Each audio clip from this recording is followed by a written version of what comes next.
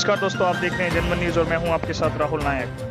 जी हां, आपको बता दें कि लॉकडाउन से जुड़ी हुई कुछ बेहद बड़ी और अहम खबरें निकल कर आ रही हैं। जानेंगे एक एक करके विस्तार से, लेकिन इससे पहले अगर आप भी चाहते हैं कि पूरी दुनिया में फैली महामारी और साथ ही साथ आपकी परेशानी भी जल्द से जल्द खत्म हो, तो इस वीडियो को लाइक कीजिए और देखते रहिएगा। दोस्तों, वीडियो में आगे बढ़ने से पहले फटाफट जान लेते हैं महामारी के नए अपडेट्स को। अभी तक भारत में संक्रमित मरीजों की संख्या 46,476 पहुंच गई है, जबकि अच्छी बात यह है कि 12,849 मरीज ठीक होकर घर जा चुके हैं। पर दुख की बात यह है कि 1,571 मरीजों ने दम तोड़ दिया है। वहीं बात करें हम विश्व की, तो विश्व में 36,77,788 नए मामले सामने आए हैं, जबकि 12,12,333 मरीज ठीक होकर घर जा चुके हैं। पर दुख की बात यह है कि 2,53,977 मरीजों ने दम तोड़ दिया है। जी हां दोस्तों, बढ़ते हैं आज की पहली और बड़ी खबर की तरफ। आज की पहली और बड़ी खबर जो निकल कर आ रही कि गाजियाबाद में लॉकडाउन की गाइडलाइंस 31 मई तक के लिए बढ़ी, धारा 144 भी लागू। जी हां दोस्तों, आपको बता दें कि उत्तर प्रदेश के गाजियाबाद में लॉकडाउन की गाइडलाइंस को 31 मई तक के लिए बढ़ा दिया गया है।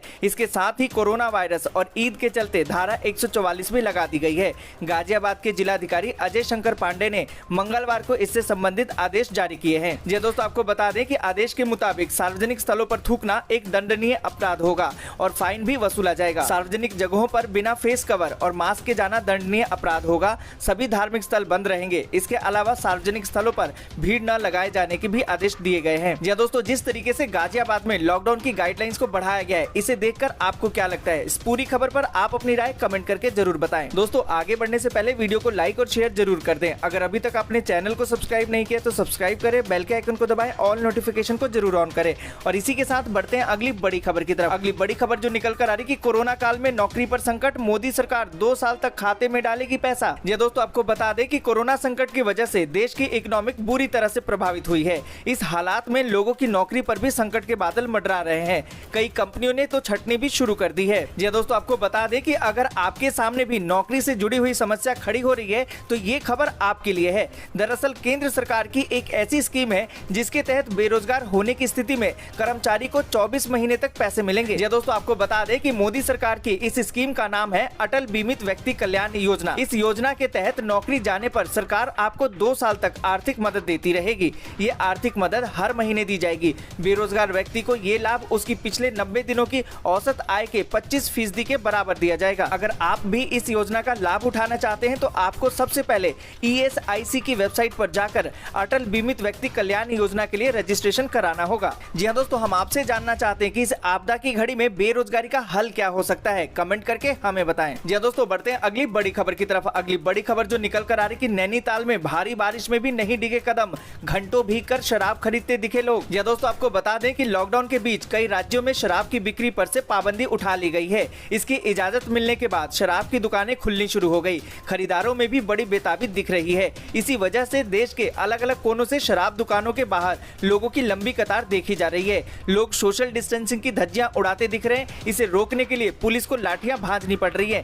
दिल्ली में तो हालात ये हो गए कि भीड़ को देखते हुए दुकानें बंद करानी पड़ी। इस बीच नैनीताल से एक चौंकाने वाला वीडियो सामने आया जिसमें लोग शराब की दुकान के बाहर बड़ी संख्या में मौजूद दिखे। यह आलम तब था जब वहां मूसलाधार बारिश हो रही थी। जी हाँ दोस्तों, आपको बता दें कि दरअसल नैनीताल में लॉकडाउन के दौरान 1 महीने से भी ज्यादा वक्त के बाद शराब की दुकानें खुली हैं। दुकान खुलते ही शराब के शौकीन इस कदर दुकानों पर टूट पड़े जैसे मानो आज ही शराब खत्म होने वाली है। नैनीताल के माल रोड की दुकान पर शराब के शौकीन भारी बारिश और ओलावृष्टि में खड़े होकर अपनी बारी का इंतजार करते दिखे। 1 घंटे से हो रही भारी बारिश और ओलावृष्टि भी इन शराब के शौकीनों के कदमों को नहीं डिगा पाई। दोस्तों, इस पूरी खबर पर आप अपनी राय कमेंट करके जरूर बताएं। जी दोस्तों, बढ़ते हैं अगली बड़ी खबर की तरफ। अगली बड़ी खबर जो निकल कर आ रही कि 1100 यात्रियों को लेकर राजस्थान से पश्चिम बंगाल पहुंची ट्रेन, फूलों से हुआ स्वागत। जी दोस्तों, आपको बता दें कि कोरोना वायरस के प्रकोप को रोकने के लिए पूरे देश में लॉकडाउन जारी है। 4 मई से कुछ छूट के साथ लॉकडाउन को 2 हफ्तों के लिए और बढ़ा दिया गया है। ऐसे में दूसरे राज्यों में फंसे हुए मजदूरों को घर पहुंचाने के लिए रेल मंत्रालय ने श्रमिक स्पेशल ट्रेन चलाई है। मंगलवार को राजस्थान से 1100 से ज्यादा श्रमिकों और तीर्थयात्रियों को लेकर लेकर एक ट्रेन पश्चिम बंगाल के हावड़ा जिले के दानकुनी पहुंची। यात्रियों का फूलों से स्वागत किया गया। आधिकारिक सूत्रों ने बताया कि 24 कोचों वाली ट्रेन राजस्थान के अजमेर से सोमवार को रवाना हुई थी और मंगलवार को 10:40 पर पहुंची। ट्रेन के प्लेटफॉर्म पर पहुंचने के बाद उस पर फूलों की बारिश की गई। राज्य मंत्री मोलाय घटक और तपन दास गुप्ता यात्रियों का स्वागत करने के लिए प्लेटफॉर्म पर मौजूद थे। या दोस्तों, आपको बता दें कि स्वास्थ्य विभाग ने स्टेशन के बाहर एक शिविर लगाया है। स्वास्थ्य कर्मचारी महिलाओं तथा बच्चों समेत 1186 यात्रियों की जांच करेंगे।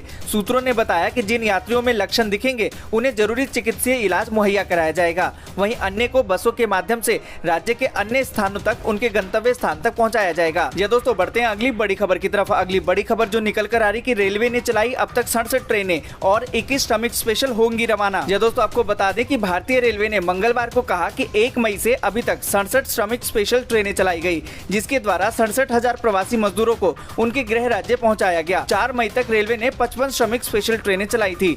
रेलवे ने कहा कि मंगलवार के लिए 21 ट्रेनें निर्धारित हैं, जो मुख्य रूप से बेंगलुरु, सूरत, साबरमती, जालंधर, कोटा, एर्नाकुलम से प्रवासी मजदूरों को लेकर रवाना होगी। औसतन ये ट्रेनें 1000 यात्रियों को ले जा रही हैं। दोस्तों, आपको बता दें कि रेलवे ने बताया कि 24 कोच वाली इन ट्रेनों में सामाजिक दूरी का ध्यान रखा जा रहा है। 72 सीटों की क्षमता वाले डिब्बों में सामाजिक दूरी को ध्यान रखते हुए 54 कर दिया गया है। बीच की सीट को किसी भी यात्री को आवंटित नहीं किया जा रहा। हालांकि रेलवे ने आधिकारिक तौर पर यह साफ नहीं बताया इन सेवाओं पर अब तक कितना खर्च किया गया है। या दोस्तों, बढ़ते हैं अगली बड़ी खबर की तरफ। अगली बड़ी खबर जो निकल कर आ रही कि श्रमिक स्पेशल ट्रेन में बिरयानी और आलू पूरी खाने का कोई पैसा नहीं, राज्य सरकार दे रही है ये खास पोटली। या दोस्तों, आपको बता दें कि कोरोना वायरस के चलते विभिन्न राज्यों में फंसे हुए लोगों को उनके मूल प्रदेश तक पहुंचाने के लिए श्रमिक स्पेशल ट्रेन चलाना शुरू हो गई है। इन ट्रेनों में किराए भाड़े को लेकर भले ही विवाद चल रहा है, लेकिन खाने के मामले में कोई दिक्कत नहीं है। IRCTC के एक अधिकारी के अनुसार श्रमिक स्पेशल ट्रेन के यात्रियों को बिरयानी, आलू पूरी की सब्जी और दाल चावल खिलाया जा रहा है। साथ ही जब वे ट्रेन में चढ़ते हैं तो जिला प्रशासन की तरफ से उन्हें एक पोटली दी जाती है। आपको बता दें कि श्रमिक स्पेशल ट्रेन के भाड़े को लेकर जिस तरह से सत्ता पक्ष और विपक्ष और विभिन्न राज्यों के मुख्यमंत्रियों के बीच में बयानबाजी का दौर चल रहा है, उसके बाद ट्रेन में मिलने वाले खाने को लेकर भी कई तरह की बातें सामने आई है। पहले ये कहा गया था कि ट्रेन में जो खाना मिलेगा रेलवे को उसका न्यूनतम पैसा देना होगा। हालांकि उसमें लोगों से लेन देन जैसी कोई बात नहीं थी, वह हिसाब किताब रेलवे मंत्रालय और राज्यों के बीच होना था। या दोस्तों, आपको बता दें कि इन सब के बीच यह निर्णय लिया गया कि श्रमिक स्पेशल ट्रेन में बैठने वाले लोगों को 2 वक्त का खाना पैकिंग में दिया जाए। बाद में रेलवे की ओर से कहा गया कि सभी गाड़ियों में पेंट्री कार यानी कि खान पान तैयार करने वाली बोगी लगाई जा रही है। या दोस्तों, इस पूरी खबर पर आप अपनी राय कमेंट करके जरूर बताएं। या दोस्तों, बढ़ते हैं अगली बड़ी खबर की तरफ। अगली बड़ी खबर जो निकल कर आ रही कि ग्रीन जोन में बस चलाने की उड़ीसा सरकार ने दी अनुमति, लेकिन कुछ शर्तों के साथ। या दोस्तों, आपको बता दें कि तीसरे चरण का लॉकडाउन मंगलवार से शुरू हुआ है। इसी के साथ ही ग्रीन जोन में रहने वाले जिलों में यात्री बस चलाने की अनुमति सरकार ने दे दी है। राज्य विशेष राहत आयुक्त प्रदीप कुमार जेना ने इस संदर्भ में जानकारी देते हुए कहा कि ग्रीन जोन में यात्री बस में सीट क्षमता के 50% यात्री को लेकर बस चलाने की अनुमति दी गई है। या दोस्तों, आपको बता दें कि ये बसें केवल ग्रीन जोन में ही चलेंगी। यदि बस के आवागमन के मार्ग में रेड या ऑरेंज जोन आता है, फिर उस मार्ग पर बस आवागमन की अनुमति नहीं दी गई है। बस चलाने के लिए वैध रूट परमिट, रजिस्ट्रेशन प्रमाण पत्र, फिटनेस प्रमाण पत्र, प्रदूषण प्रमाण पत्र एवं बीमा आदि दस्तावेज होना जरूरी है। इस संदर्भ में SRC कार्यालय से आज विधिवत रूप से निर्देशनामा जारी किया गया है। जी दोस्तों, बढ़ते हैं अगली बड़ी खबर की तरफ। अगली बड़ी खबर जो निकल कर आ रही कि देश भर में अब नहीं होगी 10वीं की बोर्ड की परीक्षाएं। जी दोस्तों, आपको बता दें कि देश भर में अब 10वीं की बची हुई परीक्षाएं नहीं होंगी। इसके लिए मानव संसाधन विकास मंत्रालय ने एक नोटिस जारी किया है। नोटिस में यह बताया गया है कि देश भर में अब कक्षा 10वीं की बची हुई परीक्षाएं नहीं होंगी। आपको बता दें कि कोरोना के कारण देश भर में 10वीं और 12वीं की कुछ परीक्षाएं बची हुई हैं। हालांकि उत्तरी दिल्ली के बच्चों के लिए यह आदेश नहीं है। जी दोस्तों, आपको बता दें कि हालांकि मंत्रालय ने यह साफ कर दिया है कि दिल्ली के उत्तरी पूर्वी जिले में कैंसिल हुई परीक्षाएं होंगी, मगर इसके लिए अभी तारीख फाइनल नहीं की गई है। मंत्रालय ने यह भी बता दिया है कि 10वीं के बच्चे जो भी परीक्षाएं देंगे उन्हें 10 दिन पहले ही परीक्षा के बारे में बता दिया जाएगा। उन्हें परीक्षा की तैयारी के लिए पूरा समय मिलेगा। या दोस्तों, बढ़ते हैं अगली बड़ी खबर की तरफ। अगली बड़ी खबर जो निकल कर आ रही कि इजराइल ने किया कोरोना का टीका बनाने का दावा, कहा जल्द ही पेटेंट कराएंगे। जी दोस्तों, आपको बता दें कि वैश्विक महामारी कोरोना वायरस ने पूरी दुनिया में तबाही मचाई हुई है। अब तक इस जानलेवा बीमारी के लिए कोई वैक्सीन यानी कि टीका तैयार नहीं हो पाया है। वहीं इजराइल के रक्षा मंत्री नफ्ताली बेनेट ने दावा किया है देश के डिफेंस बायोलॉजिकल इंस्टीट्यूट ने कोरोना वायरस का वैक्सीन तैयार कर लिया है। बेनेट ने इस कदम को कोविड-19 महामारी के संभव इलाज के रूप में महत्वपूर्ण सफलता बताया है। उन्होंने कहा कि इंस्टीट्यूट ने कोरोना वायरस के एंटीडोट को तैयार करने में बड़ी कामयाबी हासिल की है। इजरायली रक्षा मंत्री ने बताया कि वैक्सीन को तैयार करने का चरण पूरा हो चुका है और शोधकर्ता इसे पेटेंट कराने की तैयारी कर रहे हैं। साथ ही इस वैक्सीन की व्यापक पैमाने पर उत्पादन की तैयारी भी हो रही है। जी दोस्तों, आपको बता दें कि बयान में कहा गया है कि डिफेंस इंस्टीट्यूट इस वैक्सीन को पेटेंट कराने जा रहा है। इसके अगले चरण में शोधकर्ता अंतर्राष्ट्रीय कंपनियों से व्यावसायिक स्तर पर वैक्सीन के उत्पादन के लिए संपर्क करेंगे। हालांकि इस बात की जानकारी नहीं दी गई है कि इस वैक्सीन का इंसान पर परीक्षण किया गया है या नहीं किया गया। या दोस्तों, बढ़ते हैं अगली बड़ी खबर की तरफ। अगली बड़ी खबर जो निकल कर आ रही है कि लॉकडाउन में फंसे हुए प्रवासियों को विदेश से लाने की तैयारी में है योगी सरकार। या दोस्तों, आपको बता दें कि कोरोना वायरस पूरी दुनिया में कहर बरपा रहा है। ऐसे में उत्तर प्रदेश के मुख्यमंत्री लॉकडाउन में फंसे हुए यूपी के प्रवासियों के साथ साथ अन्य राज्य के निवासियों के लिए भी प्रयासरत हैं। जी दोस्तों, आपको बता दें कि सीएम ने टीम 11 की बैठक में कोरोना संक्रमण के उपचार व रोकथाम के संदर्भ में अहम लगातार दिशा निर्देश दे रहे हैं। अब इसी क्रम में उन्होंने विदेशों में फंसे हुए प्रवासी लोगों को लाने के लिए कार्य योजना बनाने का निर्देश दिया है। इसके लिए उन्होंने विदेश मंत्रालय से दिशा निर्देश लेने की बात भी कही है। जी दोस्तों, आपको बता दें कि मंगलवार को लोक भवन में कोरोना वायरस के संदर्भ में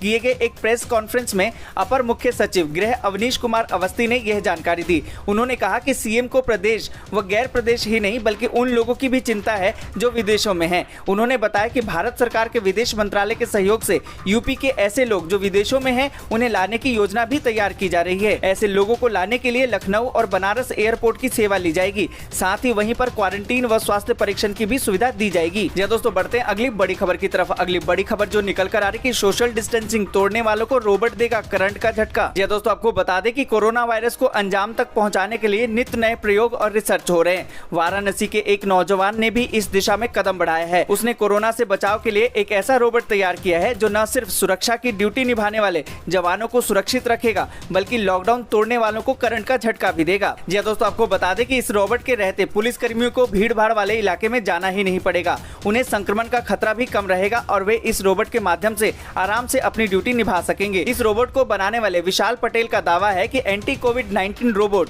सोशल डिस्टेंसिंग कायम रखने में काफी कारगर साबित हो सकता है। मूविंग कैमरा, रिमोट और इंटरनेट के माध्यम से चलाए जाने वाले इस उपकरण को 2-वे कॉलिंग के जरिए पुलिस चौकी में बैठे बैठे लॉकडाउन का पालन कराया जा सकता है। या दोस्तों, बढ़ते हैं अगली बड़ी खबर की तरफ। अगली बड़ी खबर जो निकल कर आ रही है कि लॉकडाउन के बीच किसानों ने बदला ट्रेंड, ऑनलाइन उठाया कर्ज माफी का मुद्दा। या दोस्तों, आपको बता दें कि किसान संगठन लगातार अपने हक के लिए जमीन पर उतरकर विरोध प्रदर्शन करते रहते हैं, लेकिन लॉकडाउन के बीच किसानों ने परंपरागत तरीके से आगे बढ़ते हुए ऑनलाइन विरोध प्रदर्शन का तरीका अपनाया है। 5 मई को शाम 4 बजे से तकरीबन 6:30 बजे तक किसान कर्ज मुक्ति का मुद्दा ट्विटर में सुपर ट्रेंड पर रहा। अब तक 1.25 लाख से ज्यादा हो चुके हैं ट्वीट। दरअसल भारतीय किसान यूनियन ने 29 अप्रैल को कर्ज माफी के लिए प्रधानमंत्री को एक पत्र लिखा था। इस खत का जवाब 4 मई तक नहीं आया तो किसान संगठन ने इस मुद्दे को ऑनलाइन उठाने की योजना बनाई। यह दोस्तों, आपको बता दें कि भारतीय किसान यूनियन के मीडिया प्रभारी धर्मेंद्र मलिक कहते हैं कि इससे पहले हमने 1-2 आंदोलनों के लिए सोशल मीडिया का इस्तेमाल किया,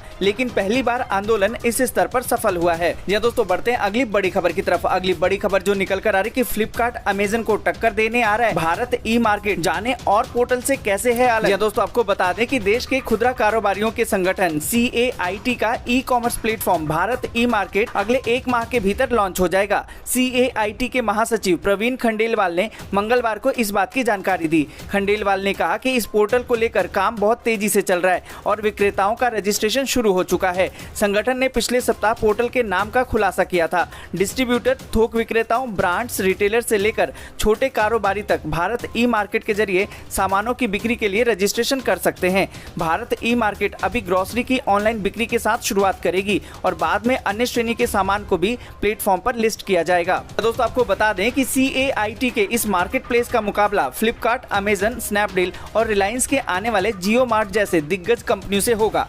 कैट भारत सरकार के department for promotion of industries and internal trade के साथ साझेदारी में इस पोर्टल को लॉन्च करेगा। दोस्तों, आज के लिए बस इतना ही। वीडियो को लाइक और शेयर जरूर कर दें। अगर अभी तक आपने चैनल को सब्सक्राइब नहीं किया है तो सब्सक्राइब करें, बेल के आइकन को दबाएं, ऑल नोटिफिकेशन को जरूर ऑन करें।